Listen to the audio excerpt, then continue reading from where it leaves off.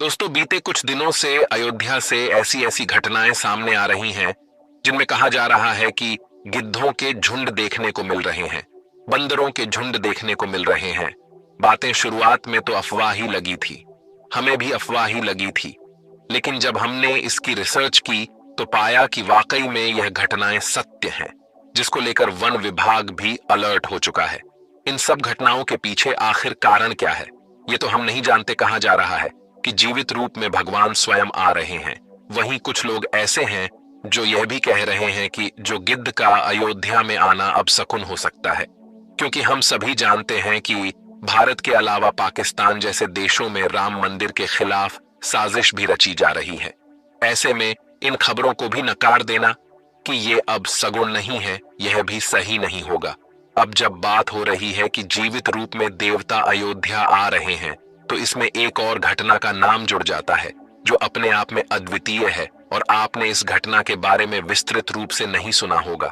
क्या आप जानते हैं कि एक बार बजरंग बली स्वयं अयोध्या में प्रकट हो गए थे, और तब अयोध्या और भारत में ही नहीं बल्कि पूरी दुनिया में इस घटना की चर्चा हुई थी। यह अपने आप में अद्वितीय घटना है जिसके बारे में ज्यादा लोगों को जानकारी नहीं है। तो देर ना करते हुए आते हैं आज की इस घटना पर। क्या हुआ था अयोध्या में जब स्वयं प्रकट हो गए थे बजरंग बली? कैसे 150 से अधिक एनकाउंटर करने वाले इंस्पेक्टर के भी उड़ गए थे होश? कैसे पाकिस्तान के आतंकवादियों में भी होने लगी थी बजरंग बली की चर्चा? क्या हुआ था जब मंडराया था अयोध्या में खतरा? सब जानेंगे आज के इस वीडियो में। स्वागत है आपका द साइंटिफिक हिंदू पर, और मैं हूं आपके साथ आपका दोस्त धीरे। दोस्तों, इस घटना पर एक फिल्म भी बन चुकी है। लास्ट में उस फिल्म का नाम भी बताएंगे, जो कि काफी हिट हुई थी और यह पिछले साल ही रिलीज हुई है। तो चलिए बात करते हैं घटना के बारे में। बात है 1998 की। हर रोज की तरह हनुमानगढ़ी के सामने काफी भीड़ दिखाई दे रही थी। लोग आ रहे थे, भगवान हनुमान के दर्शन कर रहे थे और जा रहे थे, लेकिन तभी हनुमानगढ़ी वाली गली में एक जीप पुलिस को खड़ी हुई मिलती है। पुलिस को शुरुआत में तो यह लगता है कि शायद कोई व्यक्ति दर्शन करने आया होगा और इसीलिए वह जीप खड़ी करके अंदर चला गया है, तो शायद वह वापस आएगा। लेकिन 1 घंटा गुजरता है, 2 घंटे गुजरते हैं, लेकिन फिर भी उस जीव को लेने कोई नहीं आता है। 2 घंटे बाद पुलिस उस जीव को लेकर थाने चली जाती है और फिर उस जीव की तलाशी की जाती है। उस जीप में एक मोटर प्राप्त होता है। यह वह मोटर था जिससे पानी निकलता है। आमतौर पर इसे टुल्लू भी कहा जाता है। उस मोटर को खोला जाता है तो मोटर के अंदर कुछ बुरादे जैसा पाउडर जैसा मिलता है। पुलिस कुछ समझ नहीं पाती है और तुरंत ही एसटीएफ को बुलाया जाता है। उस समय एसटीएफ टीम को लीड कर रहे थे इंस्पेक्टर अविनाश मिश्रा।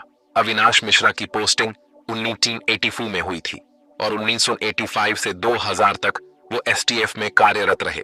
इनके नाम EX50 एनकाउंटर भी हैं। अविनाश मिश्रा जैसे ही पहुंचते हैं और देखते हैं, वह तुरंत बताते हैं कि यह तो RDX है। एसटीएफ टीम को यह समझते देर नहीं लगती है कि RDX अब पूरी अयोध्या में फैल चुका है।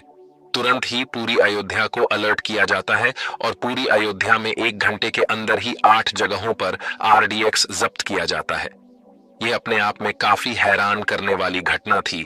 यानी आतंकवादियों की यह साजिश थी कि पूरी अयोध्या को एक बार में ही नष्ट कर दिया जाए। क्योंकि यह जीप हनुमानगढ़ी के पास पाई गई थी, तो पूरी उम्मीद थी कि हनुमानगढ़ी में भी कहीं ना कहीं RDX रखा गया हो। एसटीएफ टीम तुरंत ही हनुमानगढ़ी की तलाशी करना शुरू करती है, लेकिन बहुत हाथ पैर मारने के बाद भी टीम को कुछ नहीं मिलता है।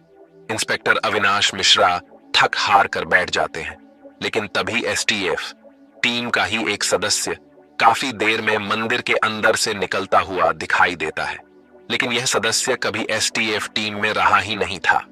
अविनाश मिश्रा जैसे ही उस शख्स को आवाज देते हैं, वह व्यक्ति भागने लगता है। यह व्यक्ति पूरी तरह एसटीएफ दस्ते के ही यूनिफॉर्म में था। तुरंत ही टीम उसे दौड़ाकर पकड़ती है और यह समझते देर नहीं लगती कि यह कोई आतंकवादी ही है। जैसे ही उस आतंकवादी को पकड़ा जाता है, वह आतंकवादी हंसने लगता है और हंसते हंसते कहता है, अरे तुम कुछ नहीं कर सकते, मैंने अब हनुमानगढ़ी के अंदर टाइम बॉम्ब लगा दिया है। और घड़ी देखते हुए वह कहता है, अब तो सिर्फ 1 मिनट बचे हैं, जाओ जो करना है कर लो। तुरंत इंस्पेक्टर अविनाश मिश्रा हनुमान घड़ी के अंदर की तरफ भागते हैं। एसटीएफ टीम ने हनुमान घड़ी का कोना कोना छान मारा, लेकिन कुछ भी नहीं मिला। अब मुश्किल से 20 से 30 सेकंड का वक्त बचा होगा। तब टीम को लीड कर रहे इंस्पेक्टर अविनाश मिश्रा की नजर एक बंदर पर पड़ती है।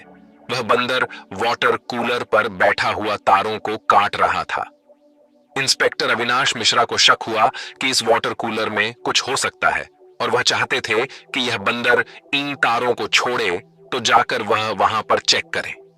उन्होंने आनंद फानंद में पास में खड़े हुए व्यक्ति का प्रसाद उस बंदर की तरफ फेंका, लेकिन बंदर ने प्रसाद नहीं लिया और बंदर वहां से भाग जाता है। तुरंत इंस्पेक्टर अविनाश मिश्रा साथ में खड़े बम निरोधक दस्ते को वाटर कूलर के पास जाने के लिए कहते हैं और जैसे ही वह शख्स वाटर कूलर के पास पहुंचता है, वह जोर से चीखता है और इस चीख से वहां पर खड़े सभी व्यक्तियों का ध्यान उस वाटर कूलर पर चला जाता है। वह शख्स जोर से चिल्लाकर कहता है, अरे ये तो टाइम बॉम्ब है। और इसके साथ ही वह एक बात और कहता है। वो कहता है, अरे सर, ये तो 3 सेकंड पर रुक चुका है। अविनाश मिश्रा को यह समझते देर नहीं लगती कि वह बंदर जिन तारों को काट रहा था, वह तार इस टाइम बॉम्ब के ही थे। अविनाश मिश्रा तुरंत उस बंदर को ढूंढने के लिए दौड़ने लगते हैं और तभी ढूंढते हुए अविनाश मिश्रा की नजर हनुमान गढ़ी के शिखर पर जाती है, जहां पर एक बंदर मंदिर पर लगे कलश को सहला रहा था। पूरी टीम यह समझ जाती है कि छोटे वानर के रूप में स्वयं साक्षात बजरंग बली ही हनुमान गढ़ी को बचाने के लिए आए हैं। सभी टीम के सदस्य भगवान हनुमान के आगे दंडवत प्रणाम करते हैं। इंस्पेक्टर अविनाश मिश्रा सहित सभी टीम के सदस्यों के आंखों से आंसू बह रहे थे, हाथ जुड़े हुए थे और अपने आप को वह भाग्यशाली समझ रहे थे कि आज उन्हें साक्षात हनुमान जी के दर्शन प्राप्त हुए हैं। और थोड़ी ही देर में वह छोटा वानर आंखों की दृष्टि से ओझल हो जाता है। अविनाश मिश्रा स्वयं बताते हैं कि हमने जो भी उस दिन देखा वह एक सपने जैसा था। हम सोच भी नहीं सकते थे कि बजरंग बली ऐसे अपने भक्तों को बचाने आएंगे। अविनाश मिश्रा बताते हैं कि यह उनके जीवन की सबसे अद्भुत घटना थी, यानी बजरंग बली ने स्वयं आकर के न सिर्फ अयोध्या को बचाया बल्कि अपने सैकड़ों भक्तों की जान बचाई। यह वाकई में अद्भुत घटना थी, अविश्वसनीय थी, अकल्पनीय थी। इस घटना को इंस्पेक्टर अविनाश मिश्रा पर बनी फिल्म इंस्पेक्टर अविनाश में भी दिखाया गया है, जो पिछले साल 2023 में मई में रिलीज भी हुई थी। इस वीडियो में जो आपने इस घटना के सीन देखे वह भी इसी मूवी के ही हैं। तो दोस्तों, आज हमें यह लगा कि यह घटना आप तक अवश्य पहुंचानी चाहिए, तो हमने पहुंचाया। अब आपकी बारी है कि इस घटना को और भी लोगों के साथ शेयर करें। इसको लेकर के इंटरनेट पर तमाम आर्टिकल्स आपको मिल जाएंगे, तमाम वीडियोस मिल जाएंगे और तो और वह फिल्म भी मिल जाएगी जिसमें इस घटना को दिखाया गया है। इसी तरह की और भी घटनाएं आप जानना चाहते हैं तो हमें सब्सक्राइब कर लें और अपनी राय कमेंट में देना मत भूलें। मिलते हैं आपसे अगले वीडियो में, तब तक के लिए जय हिंद, जय भारत, वंदे मातरम।